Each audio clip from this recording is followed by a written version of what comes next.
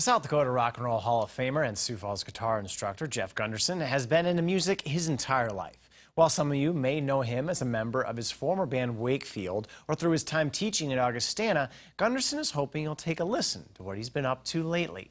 In tonight's Eye on KELOLAND, Matt Holson introduces you to Gunderson's Half-Life project. It's an album, he says, that shares his life story and the grooves he holds dear. From music he wrote when he first became a father to others that have just been hidden from the world, Jeff Gunderson is ready to be heard. Songs that I've written for my daughters and my wife and just events that have happened and that I've more kept to myself, but now going back and listening to them, said, yeah, I think these are pretty good. The music dates back to the 70s. Their creations the celebrated guitar player cherishes. He realized recently he wanted to make sure to capture them in a professional studio. So they're personal songs. Are you just making you nervous then to put them out there? A little bit, that's why I waited so long probably, but now, I'm getting old enough. I'm going to be 60 this year, so I guess I don't care quite as much. Awesome. Jeff is awesome. He's probably one of the best guitar players in this region, one of the best guitar teachers, and all-around great guy. Mike Dresch is the owner of Cat House Studios, where Gunderson is recording 2 albums over several months. One features 15 personal songs and the other solo guitar pieces. Here you come. When you watch him play the guitar, what do you think about? Envy. I wish I could be that good. No, it's pure appreciation of the art form. He's just an amazing guitar player. He just knows it in and out, knows every nuance about it. It's just really cool to see. Gunderson says that comes from experience and playing a lot over the years.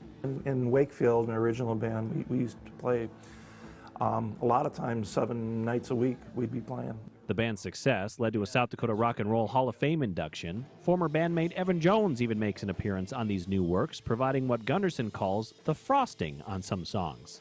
For me, it's kind of a legacy thing and something that I can leave behind. My grandkids have been listening to it and they have some favorite songs, so that makes me really happy, and if that's all it comes to, that's really enough, But I hope that more people, I think there's songs that are a little more universally relatable on there that people dig. The whole spectrum of acoustic to pop songs to some rock music, it's all there for you.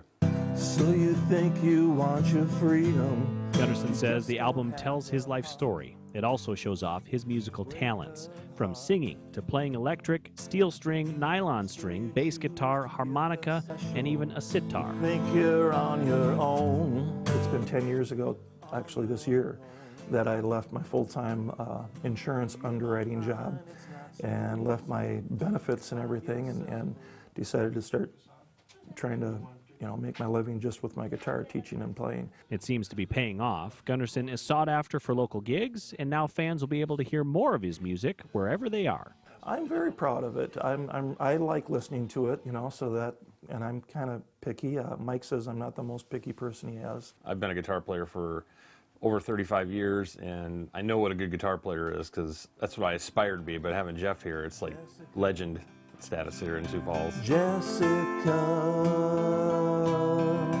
A legend you can hear more of in the near future. With Eye on KELOLAND, I'm Matt Holson.